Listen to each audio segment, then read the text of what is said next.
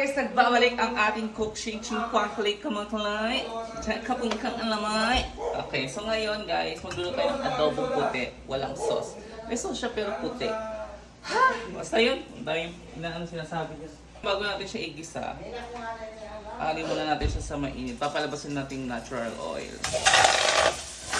So ayan, nakikita nyo. Now you can see. Now you can see.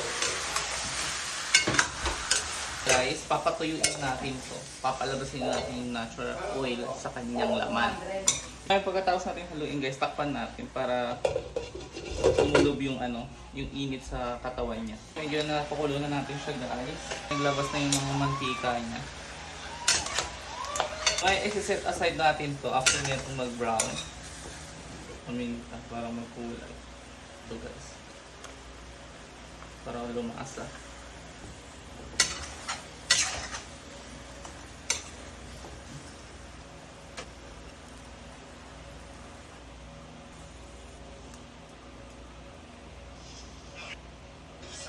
Tapos sabay gisa.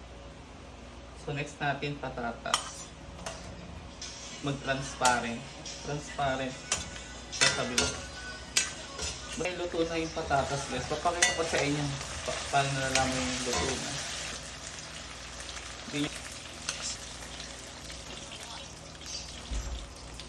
Ito yung bawang sibuyas. Tayo ng oil. Para paglagay natin ng baboy. Gisa-gisa lang. After natin magisa guys, lagyan na natin yung baboy.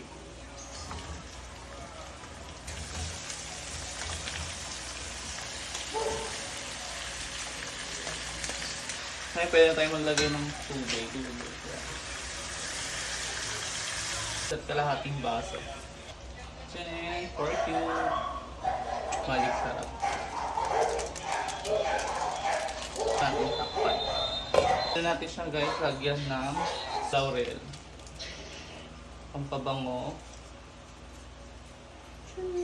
Lagay tayo ng pinong paminta. Maglalagay naman tayo ng buo.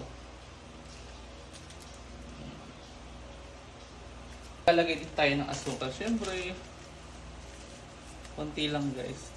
Dapat yung malalasahan natin yung parang maalat na matamis. Ganun. Haluin ulit natin.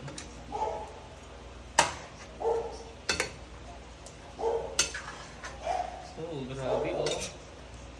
Tatakpan natin yan.